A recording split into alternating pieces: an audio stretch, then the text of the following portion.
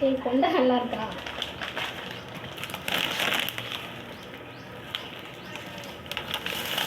Cup சாம்பிராணி.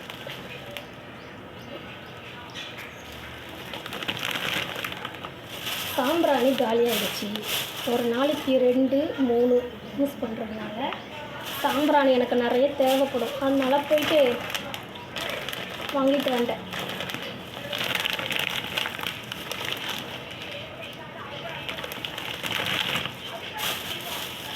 அரிசி பருப்பு கம்மியானாலும் சாம்பிராணி தான் எனக்கு அதிகமாகும் நண்பர்களே. ஏன்னா நான் காலையில் ஒரு 3 கப்பு, சாயந்தரமாக ஒரு 3 கப்பு ஏற்றுவேனா, அதனால் எனக்கு சீக்கிரமாக காலியாகிடும். அடிக்கிற வெயிலுக்கு ஃப்ரெஷ்ஷான கொத்தமல்லி, கருவேப்பிலை. இது 30 ரூபா.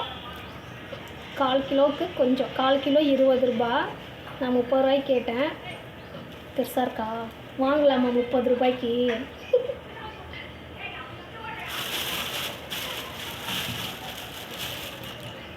பீட்ரூட் இது 15 ரூபா தான்.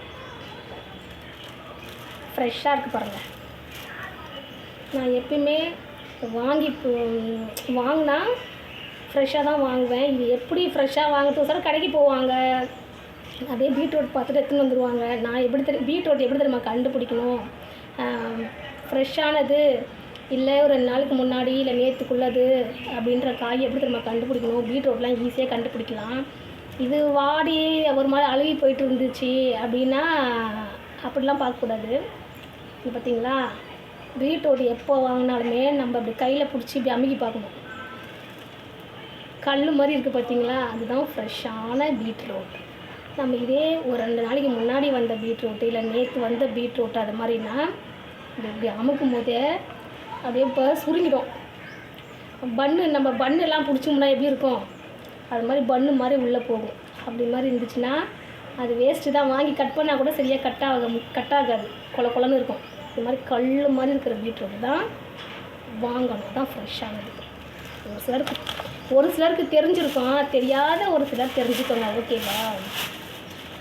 எப்பயுமே நான் கடைக்கு போனேன்னா, காய்கறி கடைக்கு நான் போனேன்னா, வெங்காயம் பார்த்திங்கன்னா நல்லா பெருசாக தான், உள்ளியா பெரிய உள்ளி பெருசாக தான் வாங்கிட்டு வருவேன். ஆனால் கடைங்கள்லேயே இந்த அடிக்கிற வெயிலுக்கு என்னமோ தெரியல, குட்டி குட்டியாக இருக்குது. எத்தனை கிலோ போட்டாங்கன்னு தெரியல. மொத்தமாக சேர்த்து எவ்வளோ தெரியுமாச்சு? 120 ரூபா ஆச்சு. ஒரு நிமிஷம்.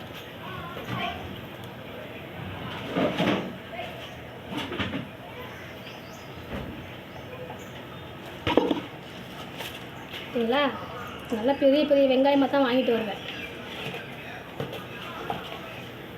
இது இஞ்சி. நண்பர்களே, கடைக்கு போகும்போதெல்லாம் இஞ்சி, பச்சை மிளகா, கருவேப்பிலை ரொம்ப வாங்க மாட்டேன், ஏன்னா அது எனக்கு அவ்வளோ தேவைப்படாது.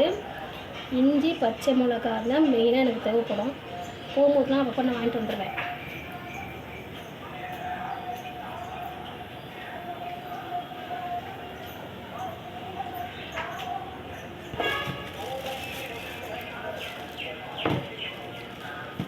அதே மாதிரி வெங்காயமும் எனக்கு நிறைய தேவைப்படும். 1 2 போட்டு குழம்பு வைக்கிறாங்க. எனக்கு அது மாதிரி 1 வெங்காயம் 2 வெங்காயம்லாம் போட்டு குழம்பு வச்சா எனக்கு குழம்பு வச்ச மாதிரி இருக்காது.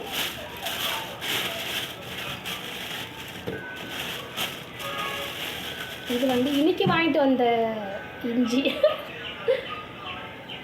இஞ்சிலாம் வாங்கி வச்சுப்போம்ப்பா.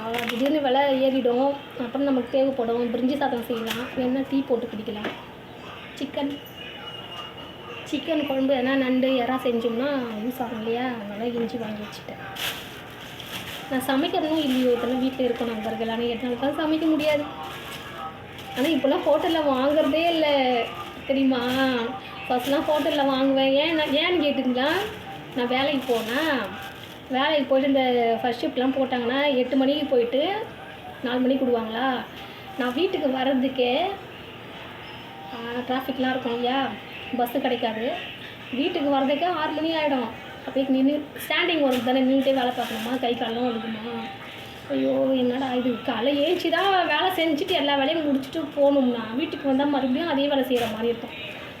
ஒரு நேரம் போல் ஒரு நேரம் உடம்பு இருக்காதா, சரி ஹோட்டலில் வாங்கிக்கலாம் அப்படின்னு சொல்லிட்டு ஹோட்டலில் வாங்கிப்பேன்.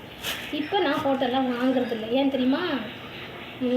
ஏன்னா ரொம்ப சிக்கனாக பண்ணுறேன் அப்படின்னும் இல்லை, சிலிண்டர் கிடைக்கல, கடைங்கள்லாம் மூடி கிடக்குது அதனாலையும் அதுவும் கிடையாது.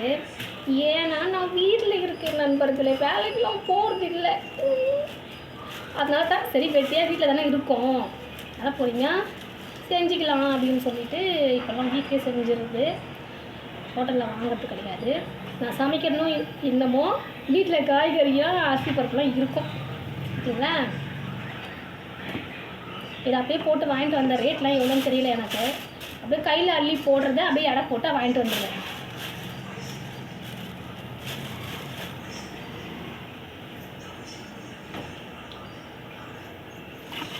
மல்லிகைப்பூ வாங்கினேன்னா இந்த பூ வாங்கி எப்படியும் ஒரு 4 நாள் இருக்கும்னு நினைக்கிறேன். ஓகேங்களா. அப்படியே கவரில் போட்டு நம்ம டிஃபன் பாக்ஸில் போட்டு மூடி வச்சா இருக்கும்.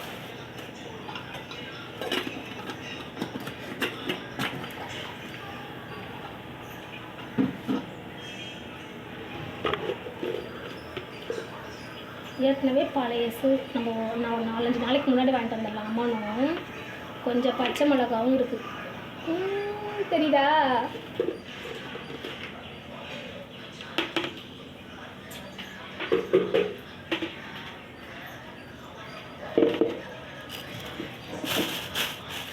இது இப்போ வாங்கிட்டு வந்த லெமன்.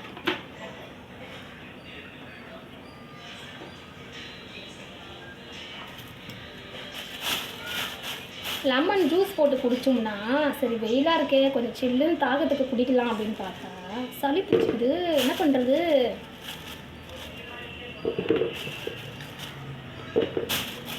தக்காளியும் இப்போ வர்றதில்லை. ஃபஸ்ட்லாம் பெரிய பெரிய தக்காளியாக வரும், கடந்து ஒரு 2 வாரமாக இது மாதிரி குட்டி குட்டி சைஸில் தான் வருது தக்காளி. விவசாயம் பண்ணுறவங்களும் பாவம் தானே, என்ன விவசாயமும் பாவம் தானே. நமக்கே ஒரு நாள் நல்லா இருக்கிற உடம்பு இன்னொரு நாளைக்கு இது நல்லா இருக்க மாட்டேங்குது, ஒரு நேரம் போல இருக்க மாட்டேங்குது. விவசாயம் பண்ணுற இந்த காய்கறிகள்லாம் அப்படி தானே, ஒரு நேரம் விளைச்சல் அதிகமாகவும் இருக்கும் கம்மியாகவும் இருக்கும், பெருசாக பெருத்தும் இருக்கும் சிறுசாக சிறுத்தும் இருக்கும் இல்லையா. இது இயற்கையின் சூழ்நிலை, என்ன செய்ய.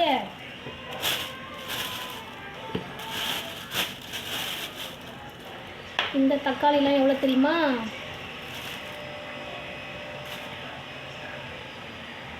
10 ரூபா. எப்படியும் ஒரு 30 தக்காளி இருக்கும், 10 ரூபா தான்.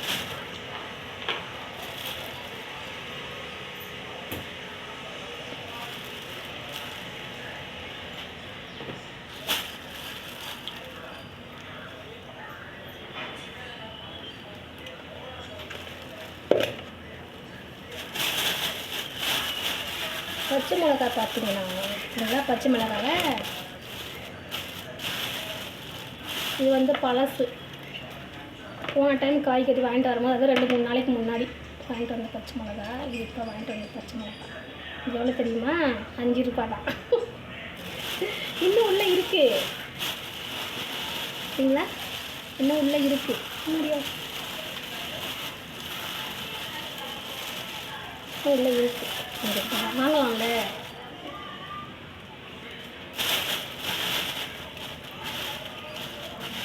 பச்சை மிளகா வந்து ஒரு சிலர் இந்த காம்பெல்லாம் கிள்ளிட்டு டப்பாவில் போட்டு வைப்பாங்க, ஆனால் நான் என்ன பண்ணுவேன் அப்படி வைக்கவே மாட்டேன். இப்போ தான் உலை வச்சுருக்கேன், ரசம் வச்சுட்டு எங்கள் பாப்பாவுக்கு கோல்டு பிடிச்சிருக்கு, பாப்பா வெயிலில் அப்படியே கூல் ட்ரிங்க்ஸ் குடிச்சிருப்பாங்க போல இருக்கு, நல்லா உடம்பு கூலிங் ஆகிட்டு சூடாகிட்டு கோல்டு பிடிச்சிக்குது. எப்பவுமே கோல்டு பிடிச்சா நம்ம நினைப்போம் உடம்பு ரொம்ப கூலிங் ஆகிடுச்சி அதான் கோல்டு பிடிச்சிக்கிச்சின்னு, அப்படி கிடையாது. சூடாகிடும் உடம்பு, ரொம்ப சூடானா உஷ்ணமானால் தான் நமக்கு கோல்டு பிடிக்கும். எதனால் அந்த கோல்டு நமக்கு பிடிக்குதுன்னா அந்த உஷ்ணம் நமக்கு எதனால் வருதுன்னா, நம்ம என்ன இன்கேஸ் வெயிலில் போயிட்டு வந்தோம்னா உடனே ஐஸ் வாட்டரோ கூல்ட்ரிங்க்ஸோ சில்லுன்னு குடிக்கக்கூடாது, டக்குன்னு சில்லுன்னு முகமும் கழுவக்கூடாது. நமக்கு வெயிலில் ஐயோ முகம்லாம் எரியுதே, ஐயோ தாகமாக இருக்கே ஒரு மாதிரி அனலாக இருக்கே, நம்ம அதெல்லாம் குடிக்கலாம், சில்லுன்னு குடிக்கலாம்னு சொல்லிட்டு நமக்கு எதமாக குடிச்சிருவோம். ஆனால் அந்த கூலிங், அந்த ஹீட்டுக்கும் வெயிலுக்கும் இந்த கூலிங்கு போயிட்டு உடம்பு வந்து உஷ்ணம் கொடுத்து ஹீட் ஆகிட்டு நமக்கு உடம்புக்கு கோல்டு பிடிச்சிடும். அதனால தான் கோல்டு பிடிக்கும். சரியா? அதுதான் காலி ஆகிடுச்சு. இது பழைய பச்சை மிளகா. இது பாருங்கள், வாங்கலாம்ல. காய்கறி கடையில் என் ஃப்ரெண்டு தான் அந்த அக்கா. அதனால் அவங்க வந்து கணக்கு அதெல்லாம் பார்க்க மாட்டாங்க. எடை கூட இருந்தாலும் கம்மியாக இருந்தாலும் போட்டுருவாங்க. கம்மியாக போட மாட்டாங்க. கம்மியாக இருந்தாலும் நான் கேட்க மாட்டேன். அவங்க கொடுக்குறத நிறைய வாங்கிட்டு வந்துடுவேன். ஆனால் நிறைய தான் இருக்கும், நல்லா தான் இருக்கும். நம்ம கொடுக்குற காசுக்கு திருப்தியாக இருக்கும். அதே மாதிரி பார்த்திங்கன்னா ஒரு சில கடைகளில் போயிட்டு தக்காளி, இந்த மாதிரி தக்காளிலாம் வாங்க போனால் கொத்தமல்லி கருவேப்பிலை கொடுக்க மாட்டாங்க. இவங்கக்கிட்ட நம்ம எப்போ காய்கறி வாங்கினாலும் நிறைய கொத்தமல்லி கருவேப்பிலை எல்லாருக்குமே கொடுக்குறாங்க. அவ்வளோதான் நண்பர்களே. என்னோட ஃபோன் ஹேங் ஆகுது. ஐயோ ஐயோ, ஃபோன் ஹேங் ஆகுது. அவ்வளோதான், இதை கட்டி அப்படியே ஃப்ரிட்ஜில் வச்சுக்க வேண்டியது தான். சரி, ஓகே, பாய் பாய் பாய். ஃபோன் ஹேங் ஆகுது. பாய்.